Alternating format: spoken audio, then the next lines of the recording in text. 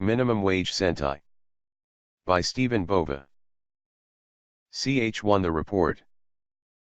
So how's that assignment I gave you coming along, Carol? Asked an overweight African-American man in his late 60s, as he sat in his cheap three-piece suit behind an antique desk smoking a Cuban cigar.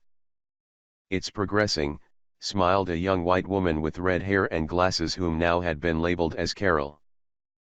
The 20th anniversary of Emperor Z's defeat is just around the corner. We need that story. How hard could it possibly be to set up 8 interviews?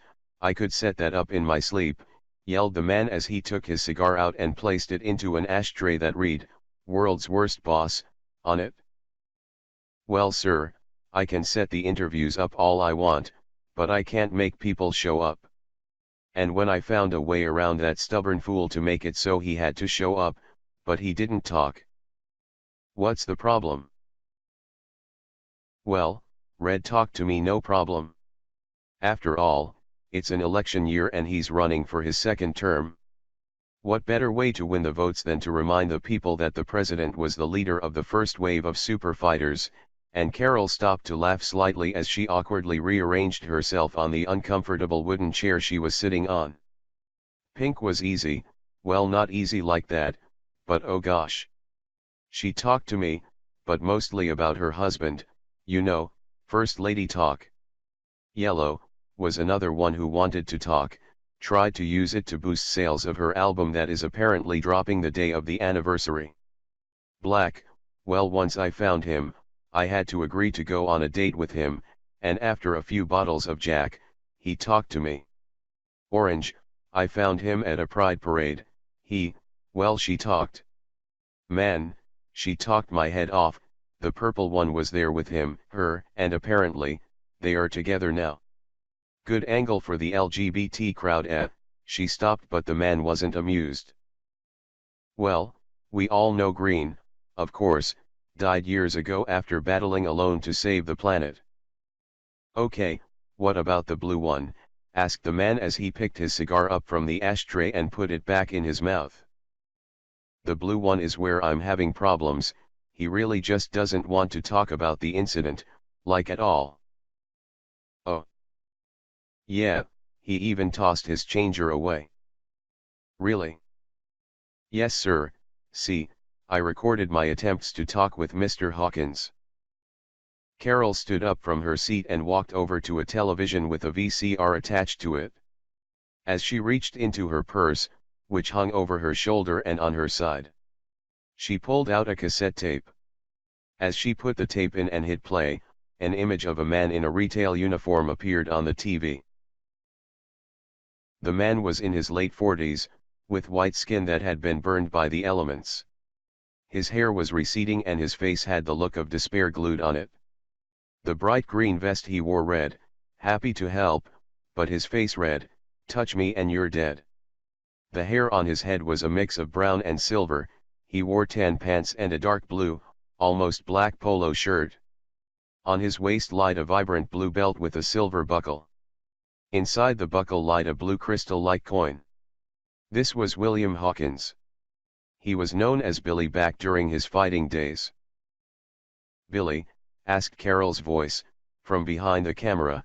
William was sitting at a table in a cafe eating a hamburger. "No one's called me that since the original team split up," said Hawkins as he took another bite of his burger. "Orange and purple were the first to leave. I told them no one cared if they porked, but they wanted to go off into the sunset. I wasn't even invited to the wedding." "I'm sorry to hear about that," replied Carol. "No, you're not, but it's okay. You're a reporter, you're supposed to lie. Kind of like politicians. One minute they tell you you're like the little brother they never had, the next they won't even let you come over for dinner because you're an embarrassment." After that, Hawkins finished his burger and began to eat the French fries he had left on his plate. "Mr. Hawkins, I've contacted you before and left messages on your message machine before. I just wanted to talk to you about the incident." "Nope," said Hawkins as he got up and took the container which held his fries in with him. "But why not?" asked Carol. "All the other people talked about it." Well, maybe that's because their lives got better after the fighting was over, mine didn't. What? Asked Carol, shocked. No one really knew anything about the real fighters outside of what their master Zordon told the public. Zordon was a being from an ancient race of aliens that gave the fighters their power to protect the Earth from invaders. They all went on to have bigger and better lives, and I'm here, stuck here. Same shitty job, same shitty life. And he downed the rest of his fries and tossed the container into the garbage as he walked over to the soda machine and filled his drink up.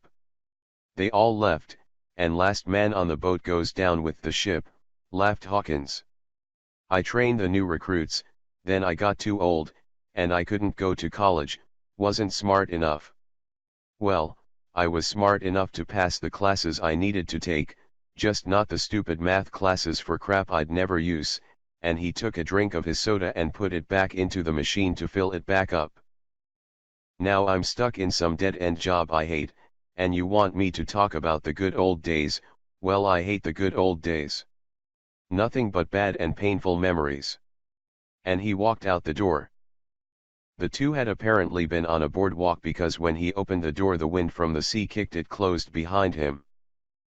If you hate them so much, asked Carol as she ran after Hawkins, why do you still wear your changer? It's a good belt, replied Hawkins. I've seen footage of you changing. You don't need the changer to wear the belt, it comes out of that black holster. Hawkins took the changer out of his belt holsters and held it in front of him. This is what bothers you, and he pulled his arm back and tossed it over the side of the pier and into the ocean. There, you happy now? The blue fighter is dead, and this is all that remains.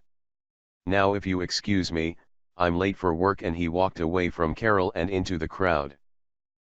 The tape stopped there and Carol took it out of the VCR. See, not much of an interview, she said. No, no, said the man with a smile, we can use this, how the mighty have fallen. Then if he ever kills himself we'll have front row access to a tape about him hating his life. The man grabbed the tape from Carol and opened his office door. Perry, yelled the man, and then he walked back over to his desk. A skinny young Hispanic man came into the office and looked at the man.